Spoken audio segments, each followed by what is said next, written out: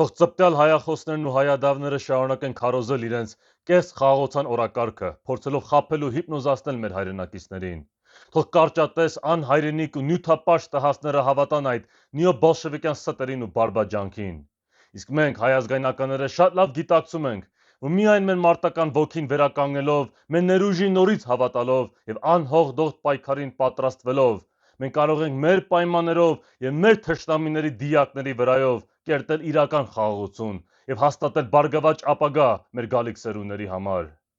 Այս անգութ պայքարում հաղթանակած ու ավելի հզոր դուրս գալու համար Հայկի ու Վահագնի ոգիները պետք է զորավիգ լինեն մեզ։ Նժդեի խոսքերը մեզ հիշեցնում են եւ կհաղթանակենք, քանզի ցեղի աստվածները Հայկն ու Վահագնը պիտի բարձրացնեն շան տնկեց մեր բազուկը եւ առաջնորդեն նրա հարվածները։